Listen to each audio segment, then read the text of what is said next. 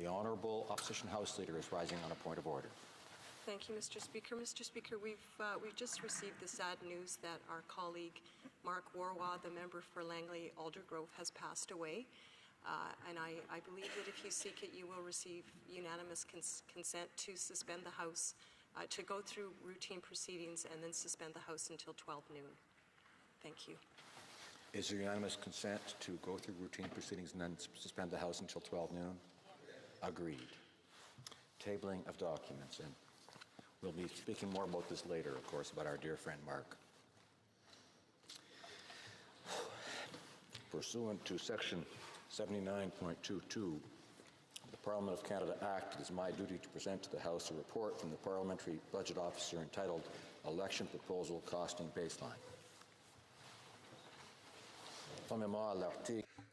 Pursuant to Section 79.22 of the Parliament of Canada Act, it is my duty to present to the House a report from the Parliamentary Budget Officer entitled 2018-19 Report on the Activities of the Office of the Parliamentary Budget Officer. I have the honour to lay upon the table the report of the Chief Electoral Officer on alternative signatures. This report is deemed permanently referred to the Standing Committee on Procedure and House Affairs. The Honourable Minister of Border Security and Organized Crime Reduction. Mr. Speaker, pursuant to Standing Order 32.2, I have the honour to table in both official languages the progress report on priorities identified in the 11th report of the Standing Senate Committee on Aboriginal Peoples entitled The Subject Matter of Bill C-45, an act respecting cannabis and to amend the Controlled Drugs and Substances Act, the Criminal Code, and other acts. Thank you, Mr. The Honourable Parliamentary Secretary, Secrétaire Parlementaire du Ministre. The Parliamentary Secretary to the Minister of National Defence, Mr. Speaker. Pursuant to the Standing Order, I have the honour to present in both official languages the 2018-19 Annual Report for the Office of the Ombudsman for the Department of National Defence of the Canadian Forces. Minister of Foreign Affairs, excuse me. Merci, Monsieur le Président. Thank you, Mr. Speaker. Pursuant to the Standing Order, I have the honour to present in both official languages the 2018 Annual Report on the Exports of Military Goods from Canada and the 2018 Annual Report to Parliament on the Administration of the Export and Import Permits Act. Parliamentary Secretary to the Government House Leader. Yes, Mr. Speaker, pursuant to Standing Order 36(8), I have the honour to table in both official languages the government's responses to 34 petitions.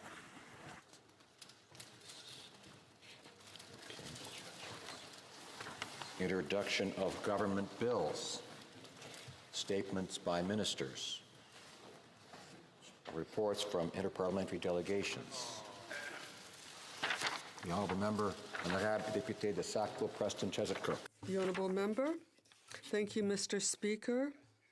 Pursuant to the Standing Order, I have the honour to present in both official languages the report of the Canadian Parliamentary Delegation respecting its participation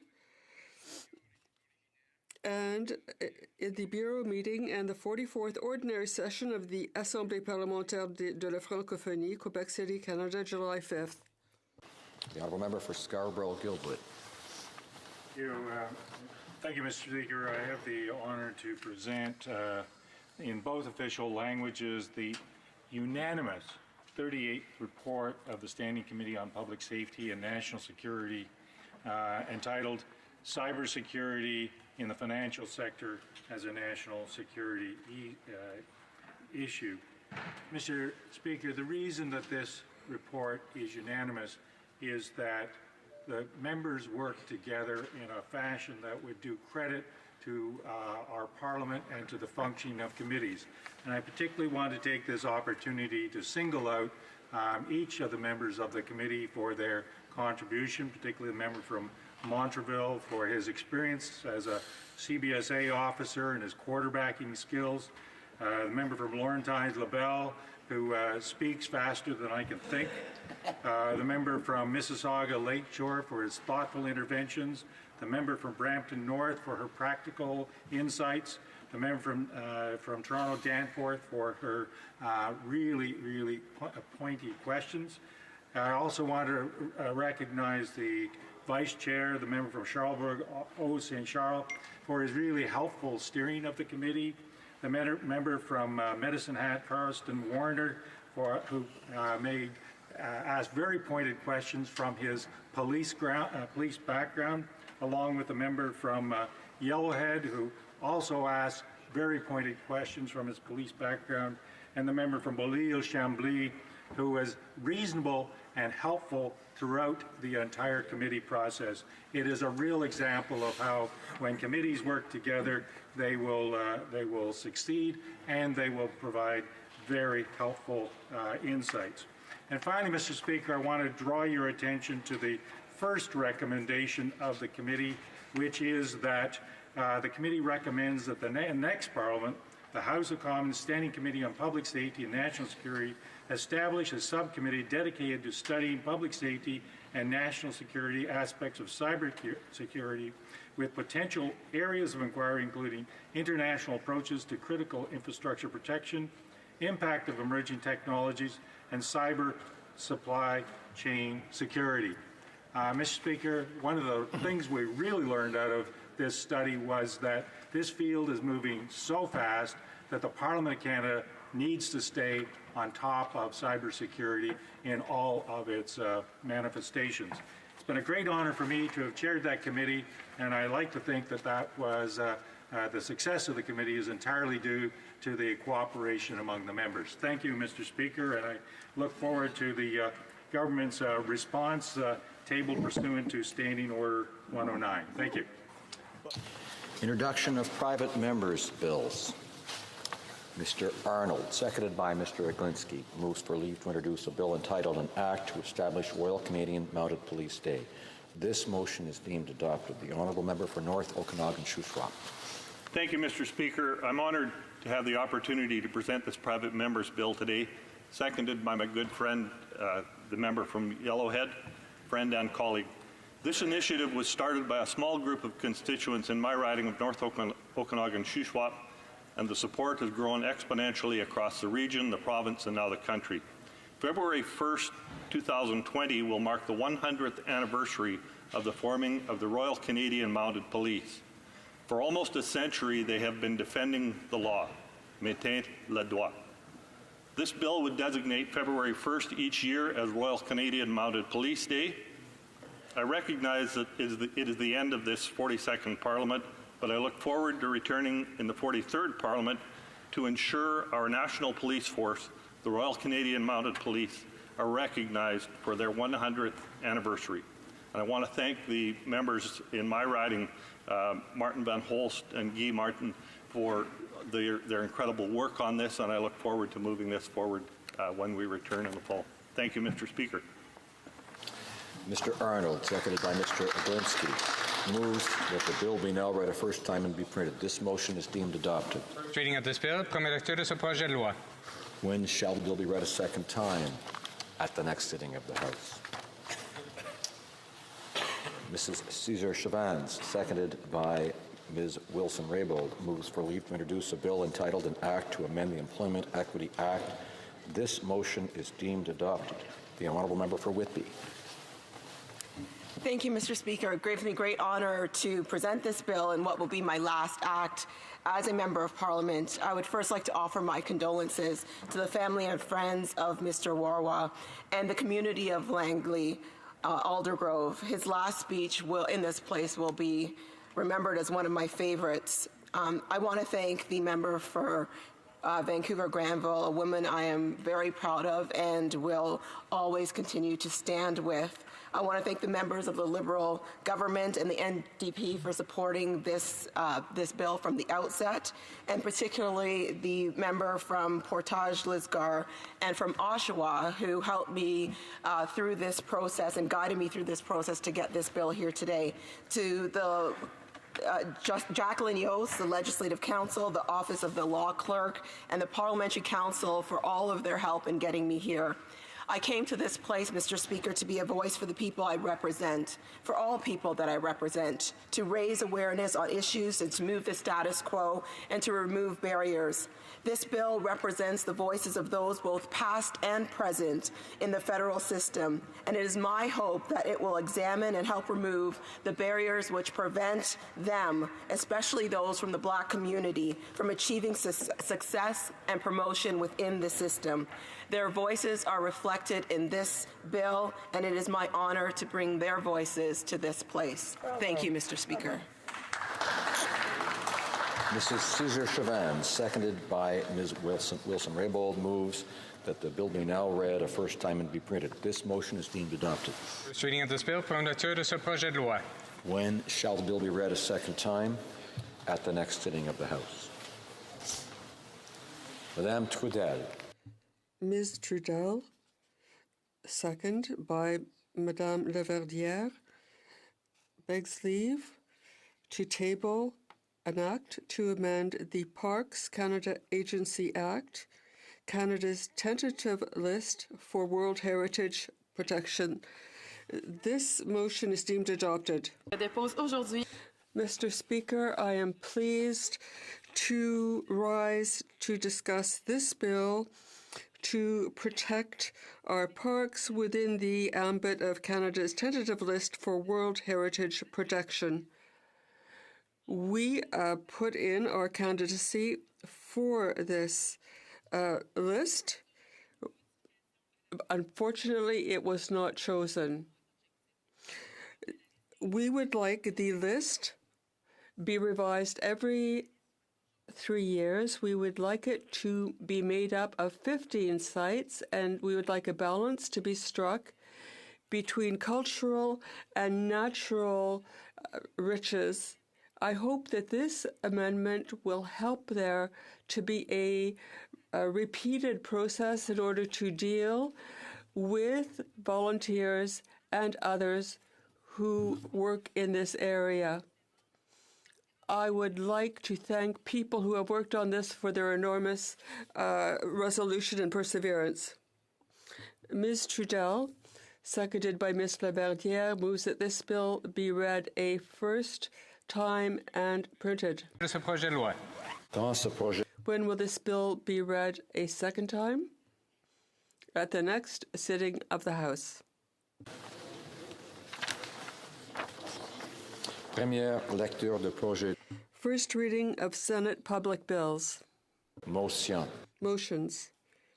Presenting petitions. The honourable member for Calgary-Nose Hill. Mr. Speaker, it's my privilege to present a petition on behalf of my constituents in Calgary-Nose Hill, for which I thank them deeply for the privilege and honour of serving them for the last 4 years. And the petition is calling on the government to cancel Bill C-69 and launch a study into the economic impact of equalization, including the examination of the formula, examination of how renewable and non-renewable resources, including energy resources, are both developed and underdeveloped, are treated in the formula, and issue a report to Canadians on the fairness, effectiveness, and outcomes of the equalization program. Honourable member for Edmonton Strathcona. Mr. Speaker, this will be my last opportunity to table a petition on behalf of my constituents. It's my honour, Mr. Speaker, to table yet another petition from my constituents calling on this government to enact a Canadian Environmental Bill of Rights. Because Canadians share a deep concern about the environment, recognize its inherent value, it's important to safeguard the rights of present and future generations to a healthy and ecologically balanced environment. It's the federal government's duty, public trust duty, to protect the environment. Therefore, citizens should be given the tools to hold the government accountable to protect their environment. Thank you, Mr. Speaker. The honourable member for Charlottetown.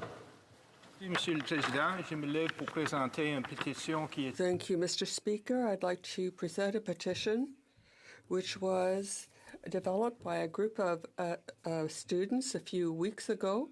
They invited me to speak to their class about the process of presenting a petition in the House of Commons. So here is the result of their work. These are a group of students who are studying law in a French immersion. And the student who led this effort is Chez Thibodeau. So I would like to thank him.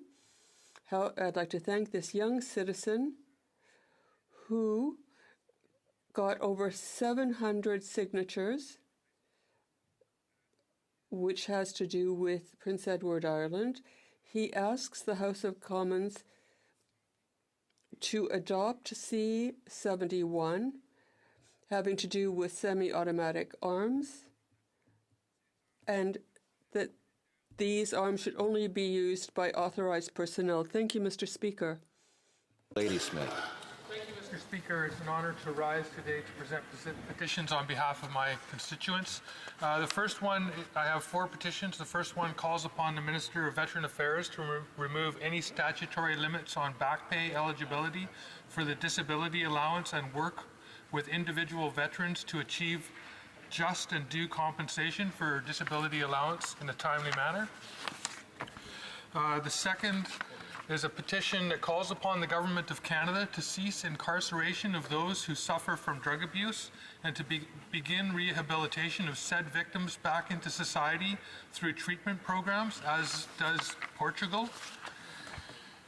The third petition calls upon the House of Commons to recognize that violence against women remains a critical problem in Canada and disproportionately impacts Indigenous women, as reflected in the crisis of missing and murdered Aboriginal women.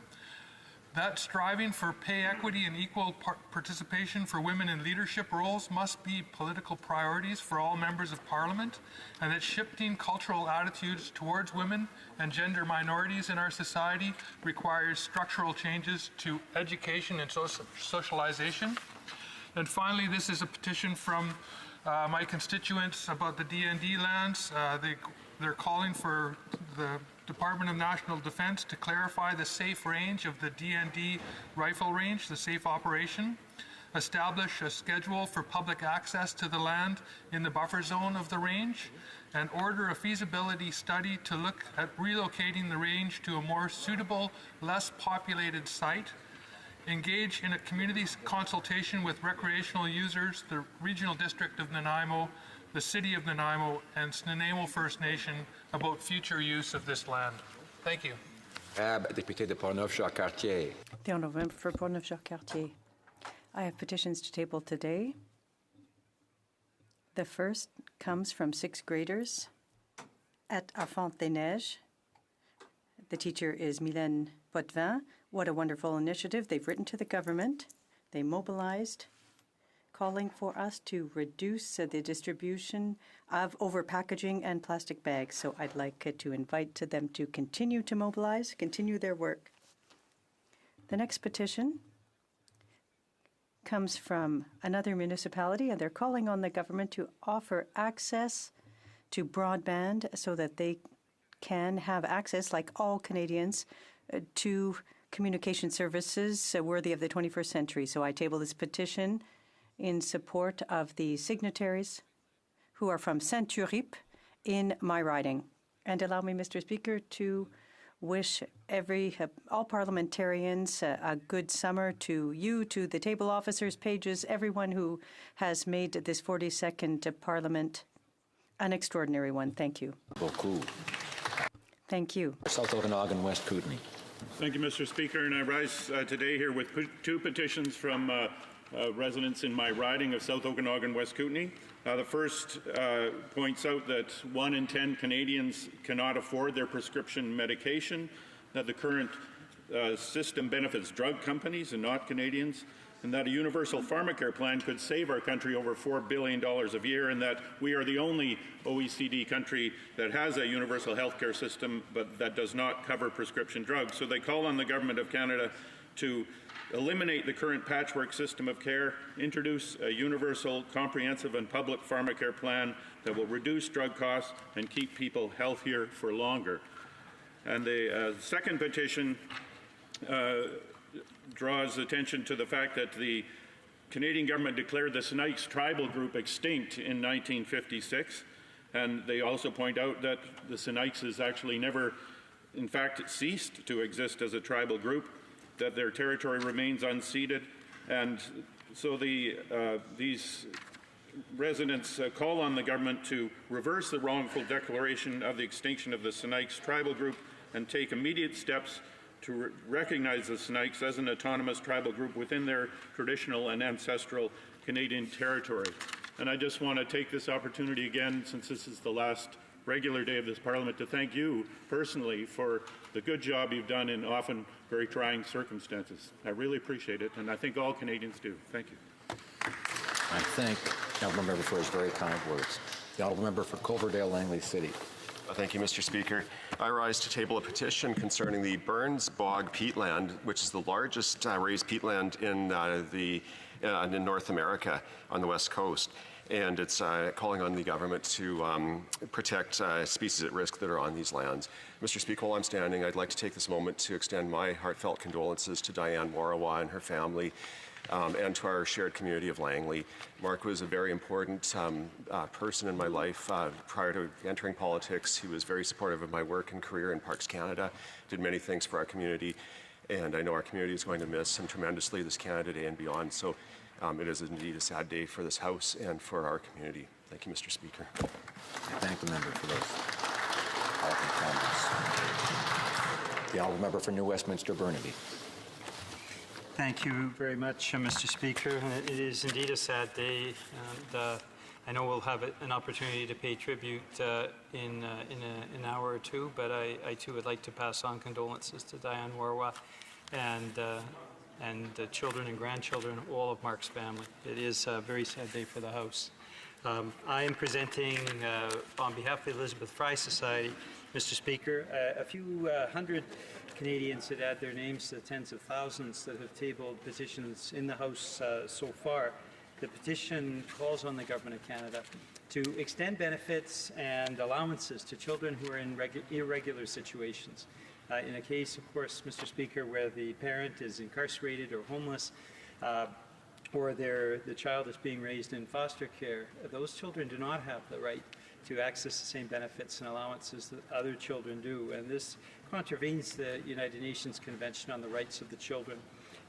Tens of thousands of Canadians have written to Parliament in this regard. The government's response to date has not been satisfactory. We are hoping the government will table a comprehensive response, will end the discrimination so that all children can benefit from benefits and allowances that are available through the federal government. Thank you, Mr. Speaker. Presenting petitions, présentation de pétitions. Questions on the order paper. The Honourable Parliamentary Secretary to the Government House Leader. Yes, thank you. Mr. Speaker, I would ask that all questions be allowed to stand at this time, please. Is it agreed? Agreed and so ordered. By order made earlier this day, the House will now stand suspended until 12 o'clock noon.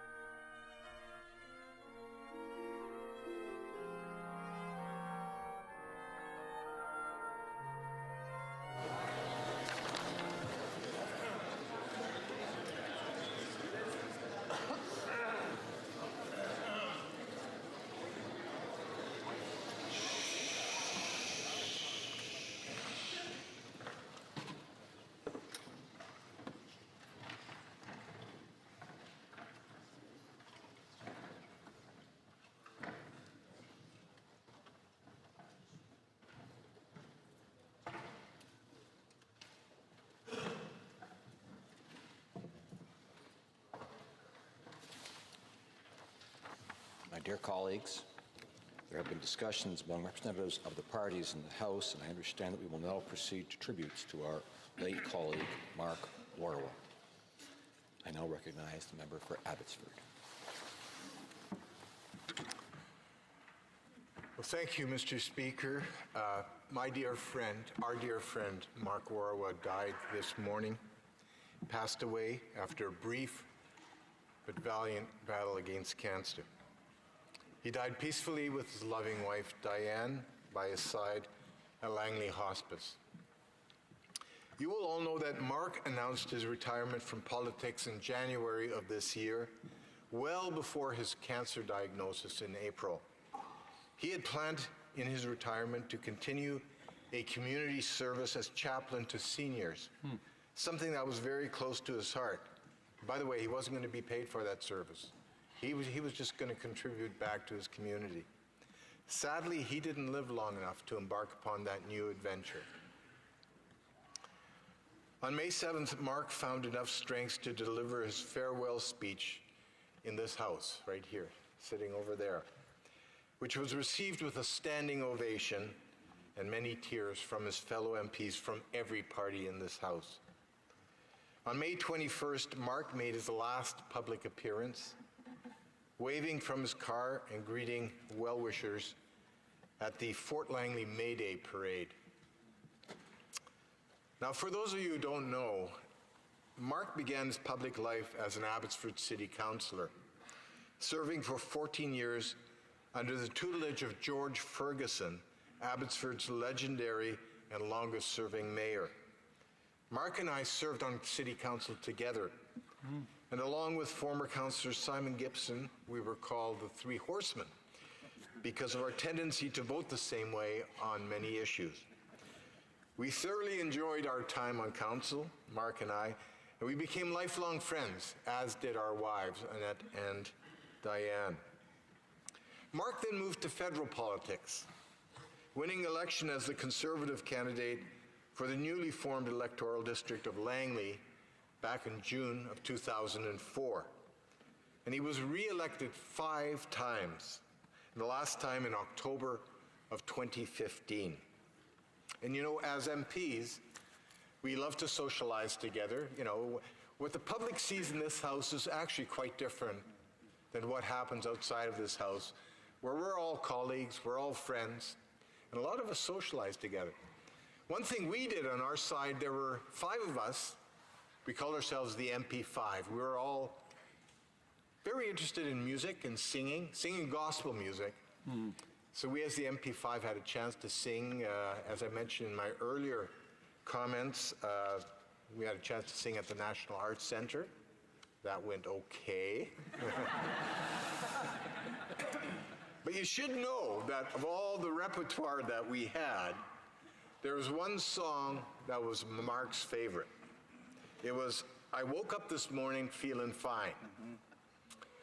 Mr. Speaker, this morning, Mark Warwa woke up feeling extra fine.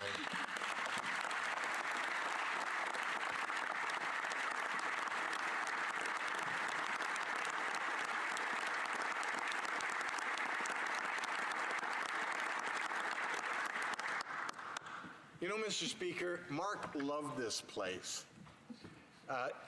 And what this place represents, the heart of our democracy, and the place where serious national issues are debated without fear or recrimination. He also loved you, his MP colleagues, and respected the role that all of us play in defending a free and democratic society. Indeed, he loved to promote these values around the world. It was actually only a few months ago that Mark, as a Ukrainian Canadian, served as an official election monitor in the Ukrainian elections.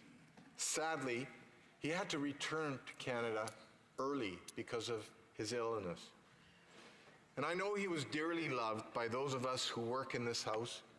In fact, if there was an award for the kindest MP in this house, I'm guessing he would have won that award.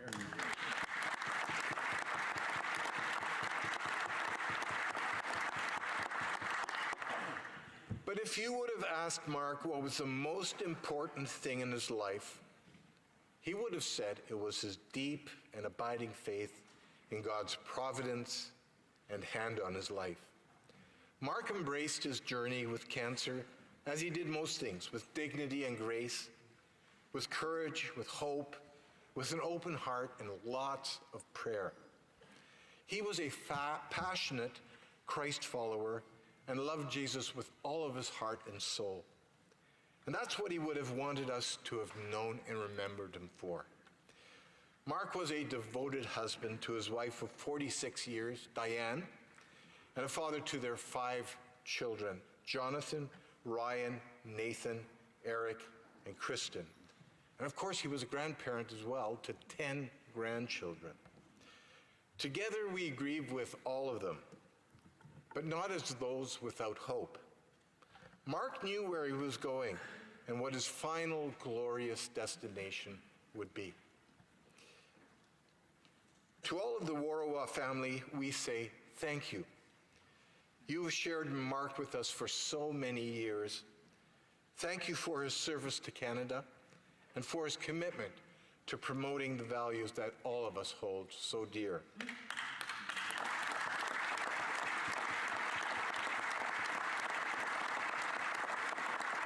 Mr. Speaker, Mark will be missed, but I know he is rejoicing in the presence of his Lord and Savior, Jesus Christ. So, Mark, from all of us in this house, and especially from your conservative family, Godspeed till we meet again. Amen.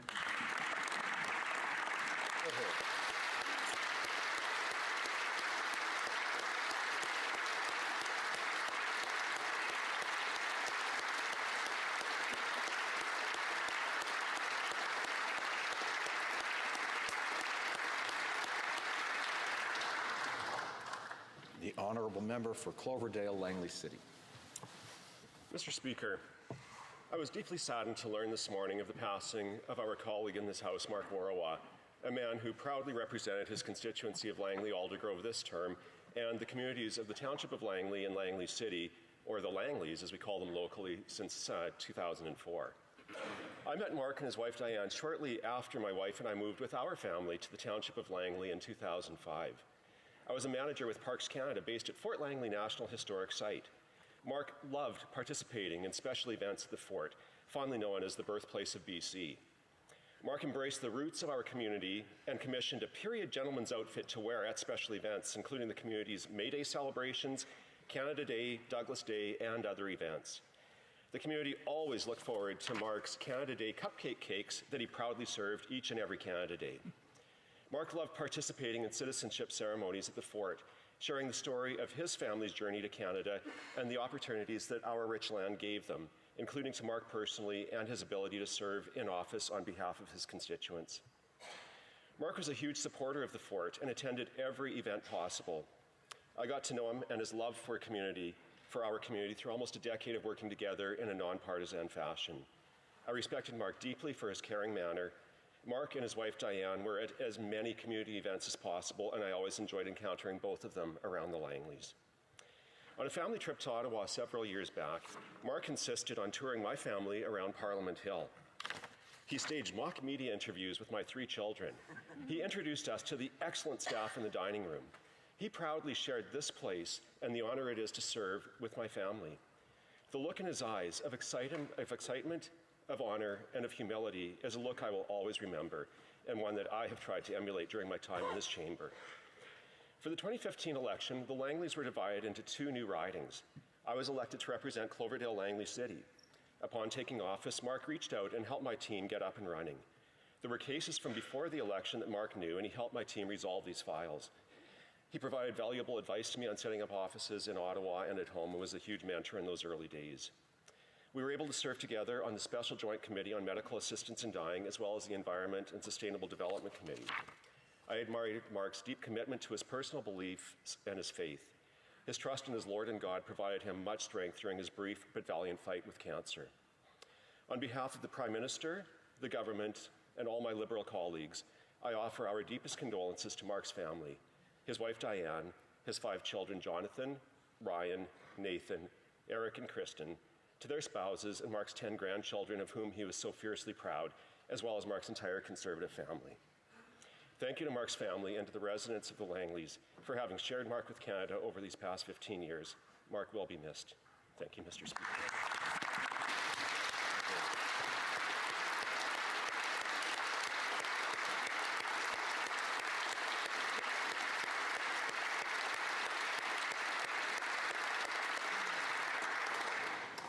The honourable member for Skeena, Bulkley Valley. Thank you very much, Mr. Speaker.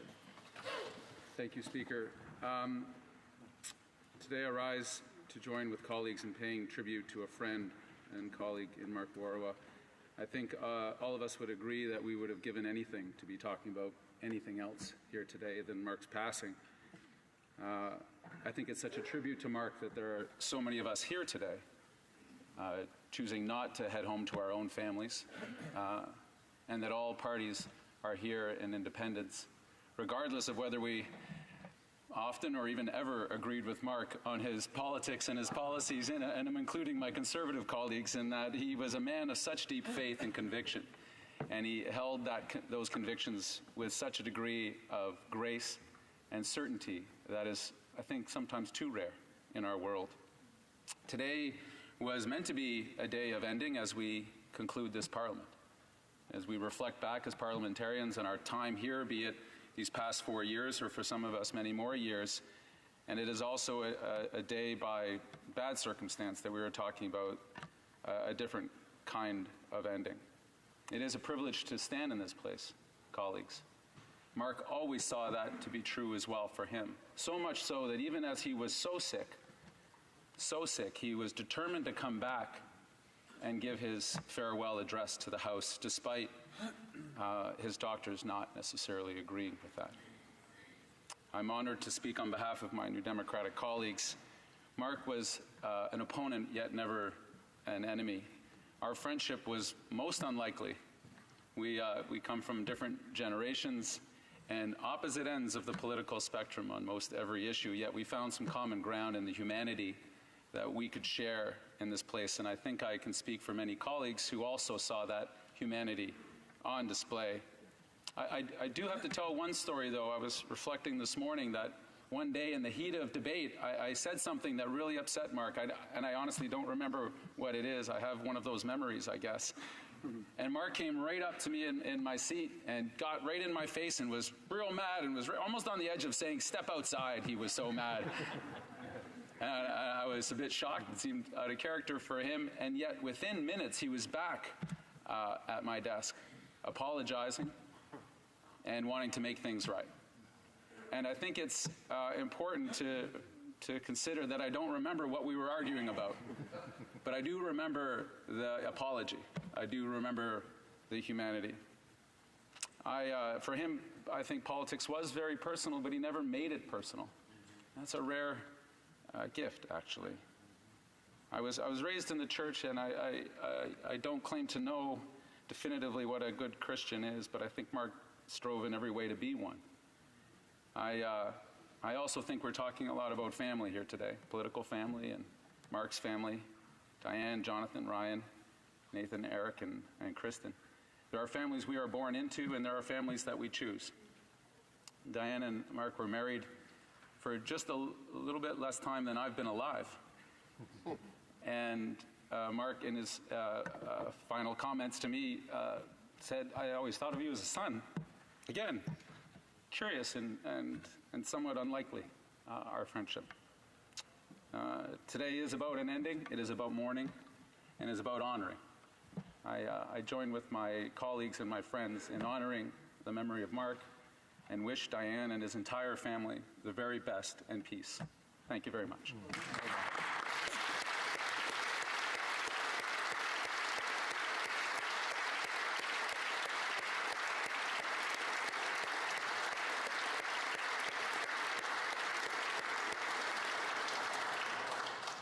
L'honorable député de Montcalm. The Honourable Member for Montcalm. Mr. Speaker, on behalf of the Bloc Québécois, I want to offer my condolences to Mark Wara's family and his loved ones, as well as to his Conservative caucus colleagues. Mr. Warawa proudly served the people of Langley-Aldergrove for 15 years. Cancer has taken him today, reminding us, again, that so much remains to be done to fight that terrible disease. Mr. Warawa knew this day would come when he addressed the House for the last time, and he reminded us as members that we can't allow ourselves to be caught up in politics and forget about what's essential. He told us to take care of ourselves and to spend time with our families, because that is what truly counts. Rest in peace, Mark. We thank you for your service to the country.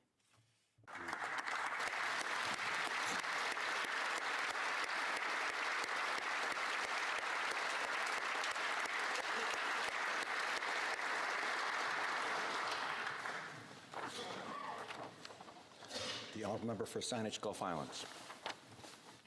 Mr. Speaker, dear friends, the Honourable Member for Langley-Aldergrove can now be addressed with his real name because he's passed from us.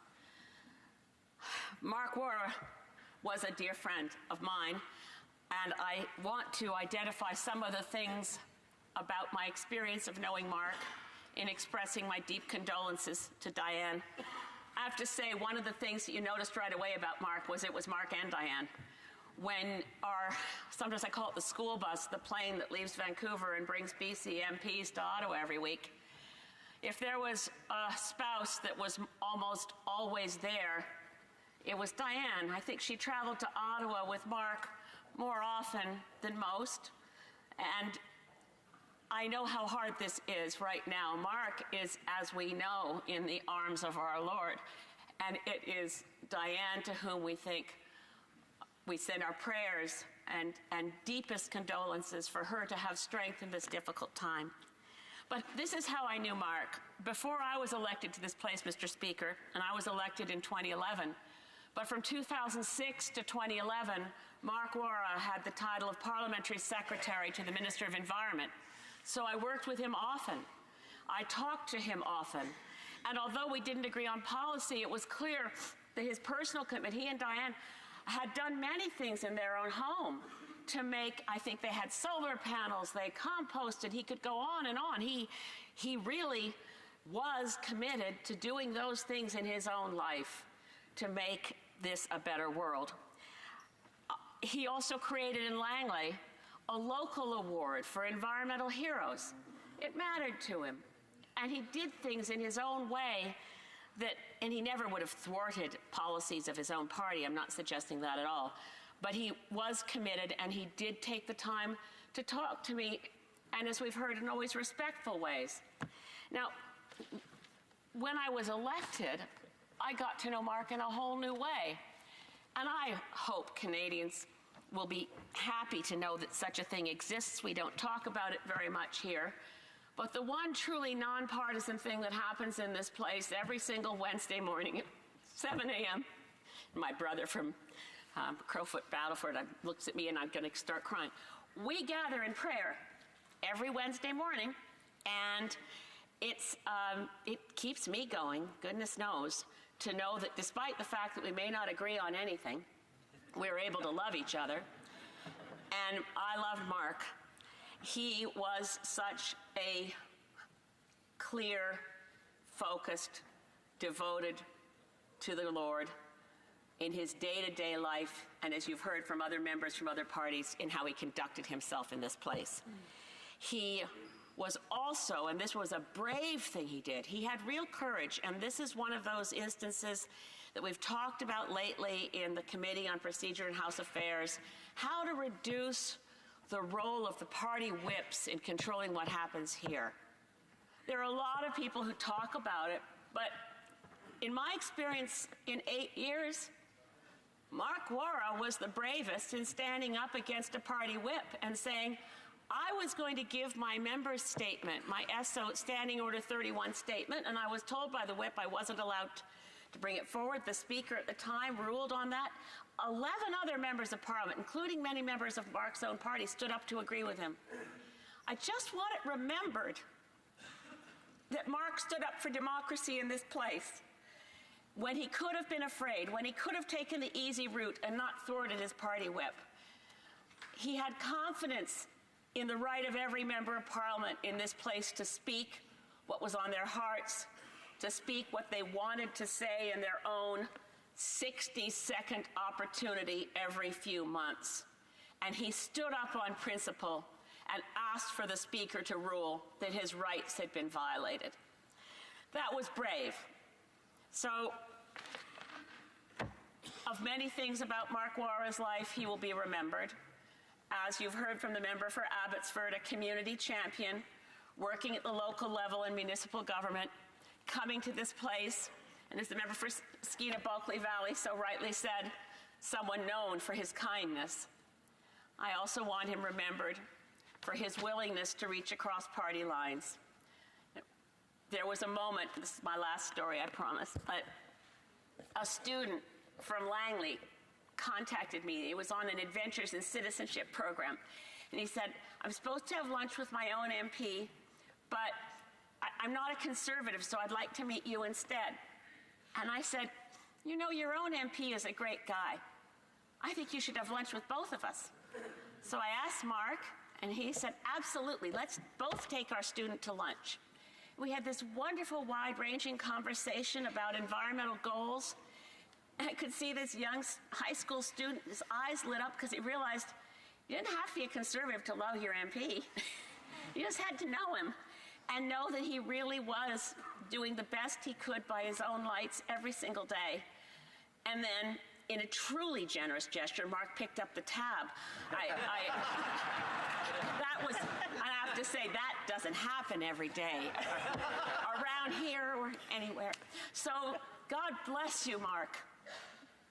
God greet one of your wonderful spirits, a soul who has served you well. Give him eternal rest, let light perpetual shine upon him. And thank you, Lord, that we came to know him and call him friend.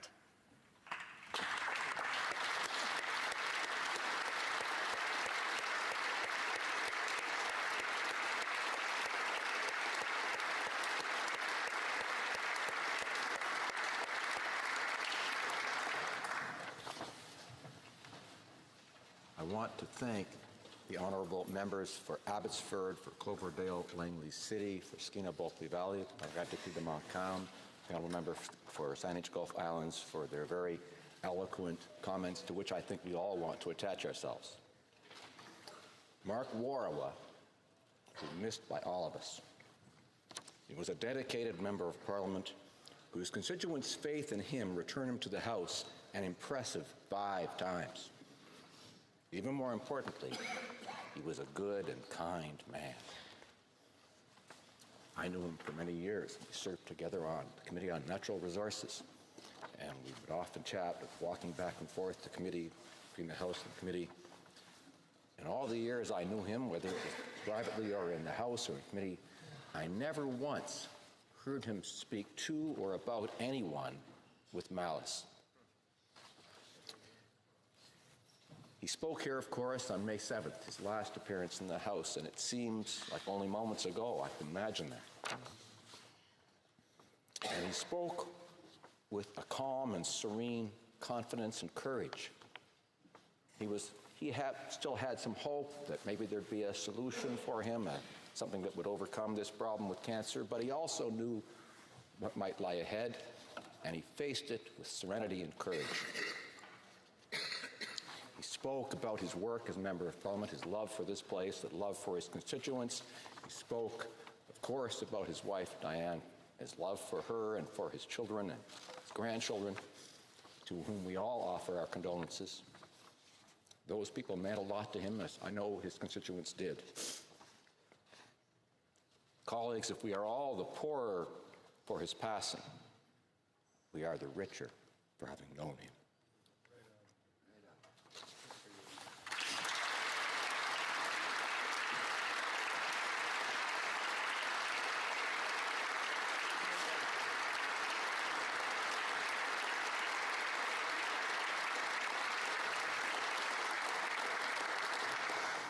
I invite all honourable members to stand to observe a moment of silence in honour of our dear colleague, Mark Warawa.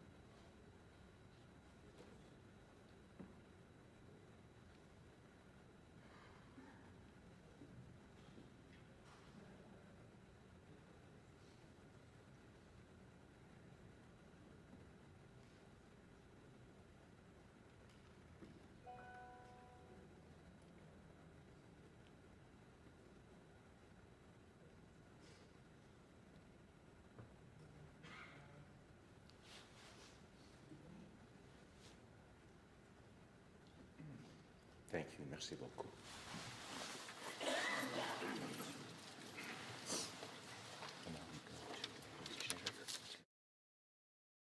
The Honourable Government House Leader is rising on a point of order.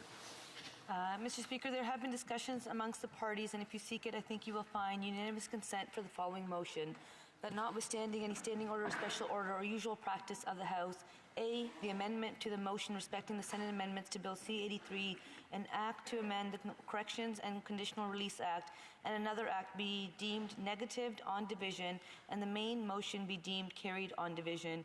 B, the amendment to the motion for the second reading of Bill C-100, an act to implement the agreement between Canada, the United States of America, and the United Mexican States be deemed negative on division, and that the bill be deemed read a second time on division and referred to the Standing Committee on International Trade. Thank you, Mr. Speaker. Does the Honourable Government House Leader have the unanimous consent of the House to propose the motion? Yes. Agreed. The House has heard the terms of the motion. Is it the pleasure of the House to adopt the motion? Yes. Carried. The Honourable Government House Leader. Mr. Speaker, there's something about this place, and when there's flowers on a desk, it's just a heavy place to be in. So I just want my Conservative colleagues to know that our thoughts are definitely with them. And I just want to also take a moment to say it takes many people to support us to do the work that we do. So whether it's people that clean up after us or for us, the people who feed us, the people who support us and allow us to do the important work we do, I would like to, on behalf of all members, thank them. I would like to thank the House Administration and the Pages. And I would also like to thank and acknowledge the families and loved ones that allow us to do the work that we do and allow the people who support us to do the work that they do. They often do go unnoticed and are not always appreciated, but we sincerely do appreciate all of their efforts. I really do also want to thank all of the House leadership teams from all of the parties that have worked together, including the whips desks. They are here with us to support us, and they work so hard. They do not put their names on a ballot, but they sure do allow us to serve on behalf of democracy. And I wish all members a safe and enjoyable and healthy summer. I want to see everyone back here. I want you to be successful in all of your endeavors. I know many colleagues are going through challenges, and I want them to all know that they are in all of our thoughts and prayers. We wish everyone well with all of their endeavors. And therefore, Mr. Speaker, out of respect, and the Pages, I hope I said the Pages. Yeah, I did. Mr. Speaker, out of respect for the memory of our late colleague, Mark Warwa, I move, seconded by the opposition House Leader, that the House do now adjourn. Thank you, Mr. Speaker.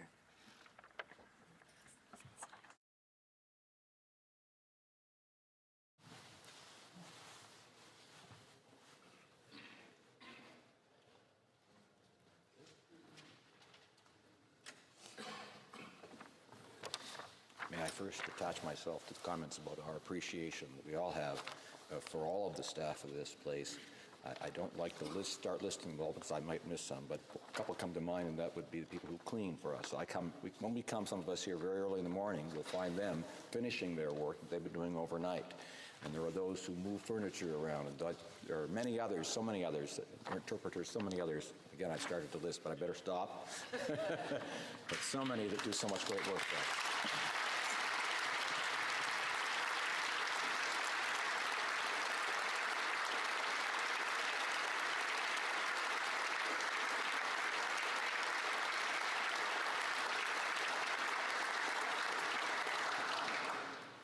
Ms. Chager, seconded by Ms. Bergen, moves that the House be now adjourned. All those in favor of the sorry, is it the pleasure? Thank you very much. See, we have great help, don't we, huh?